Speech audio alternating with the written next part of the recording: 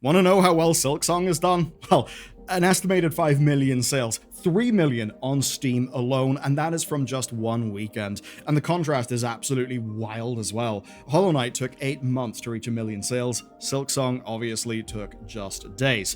So what we're seeing right now is an utter tour de force for indies. It's insane. This game is trending towards some of the highest review scores of the year. The sales have been incredible. It was so powerful that it brought down every major gaming store at once.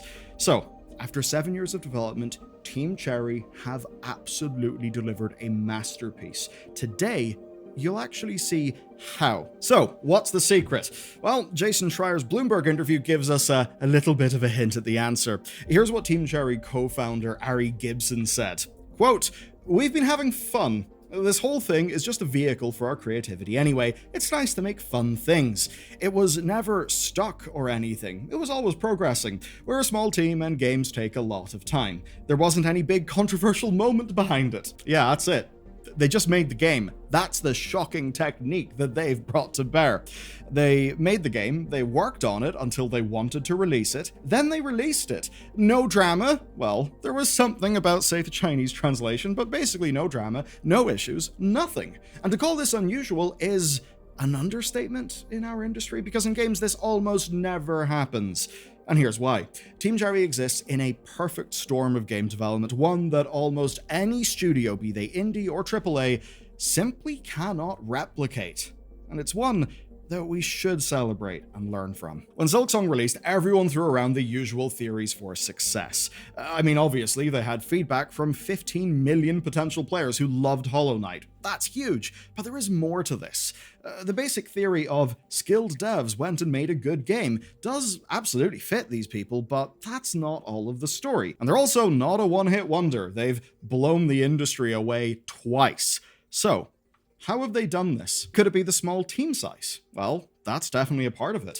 Look, Silksong was not solely made by 3 developers. There are over 100 people in the credits, but most of those people are voice actors, translators, and orchestra musicians.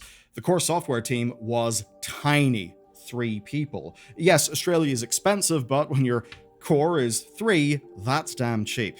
What else? Well, it's a sequel. That's huge because it means they did not need to rebuild the wheel. They basically just got to keep on cooking, and as they told Bloomberg, this meant they could just iterate quick. But that still doesn't actually capture the big reason, because I think what's far more important to talk about is not what happened, rather, it's what didn't happen.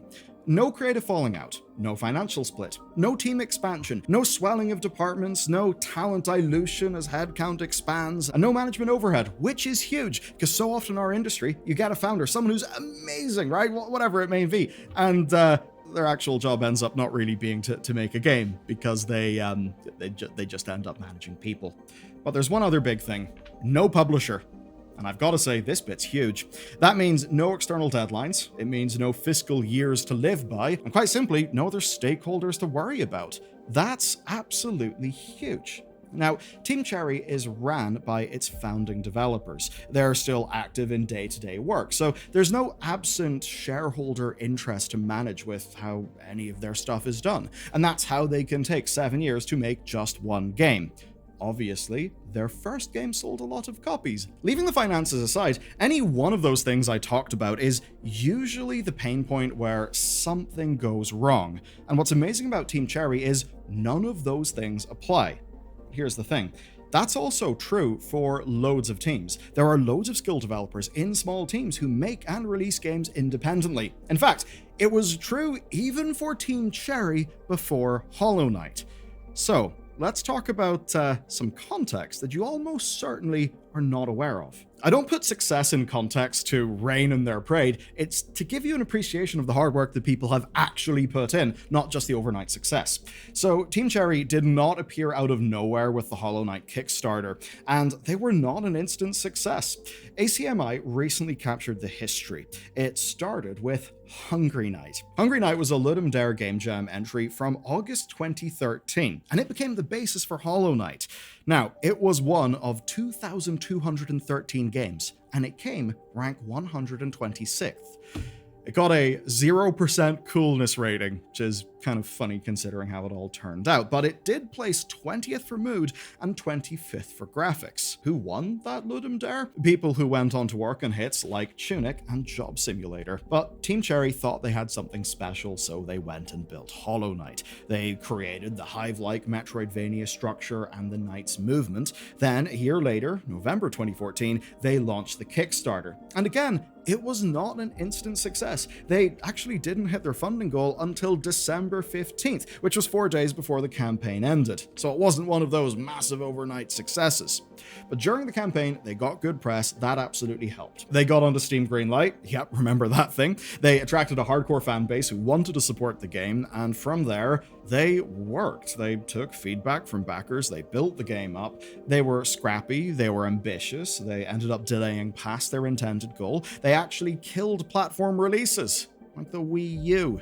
Yeah, probably a good call. They cut entire zones from the final game just to get something out the door, and it worked. People loved Hollow Knight.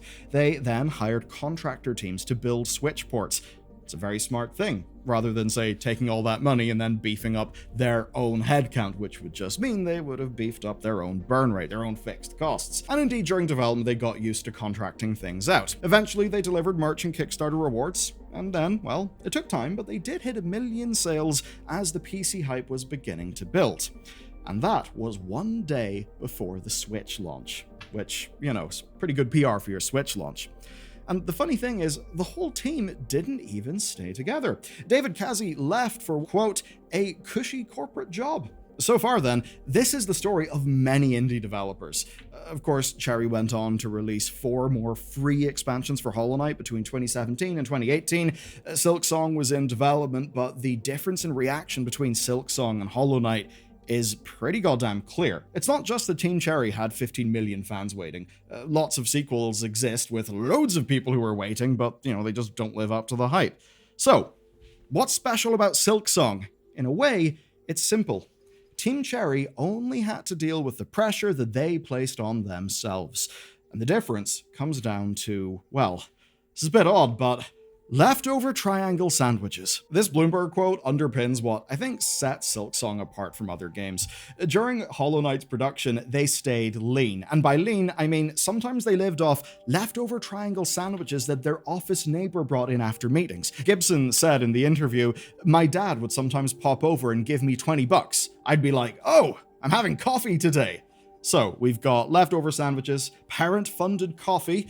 I suppose it's Australia, so at least it's good coffee. It would have been too cliche to have ramen packs being involved in this story. But overall, look, this is something that indie devs worldwide will recognize. Something that underpaid AAA devs would probably also recognize.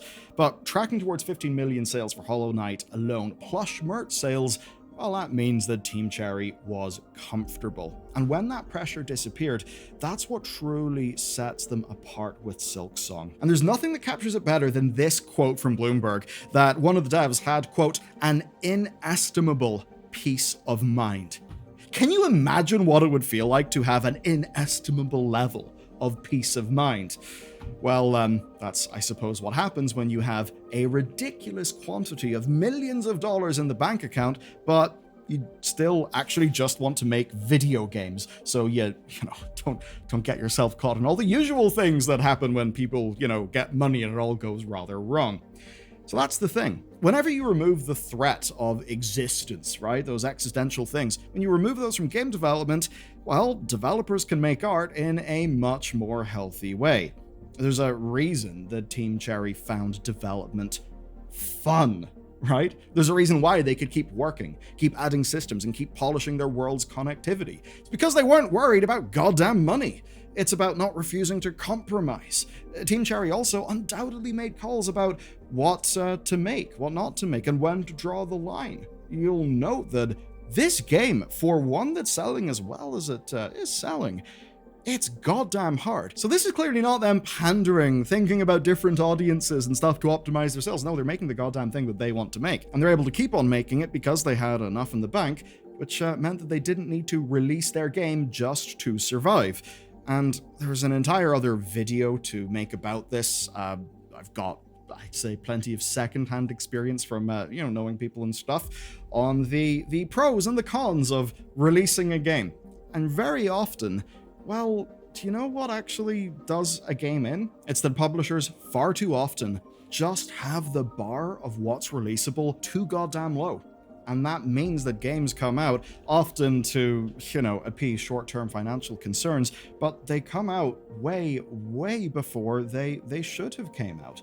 And I understand. At some point a deal is made, milestones are drawn up, and a dev just goes through their milestones.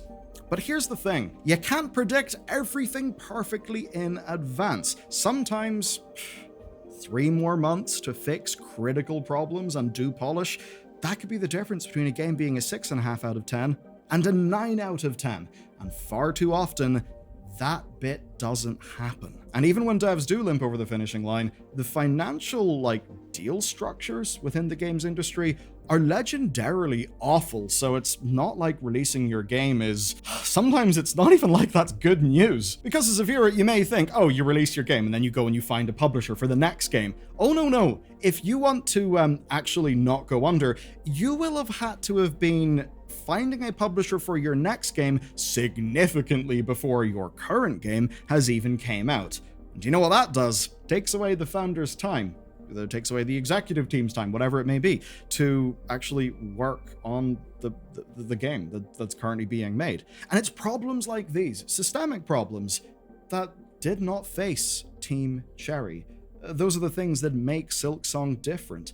And it's why the rest of the industry can't copy Silksong's success. What does Team Cherry represent? What it represents is a confident, comfortable team of developers, all aligned to make one really good game. They had the funding they needed, they had no external pressure to deliver, and off they went. The only pressure was that they placed on themselves to deliver for their fans.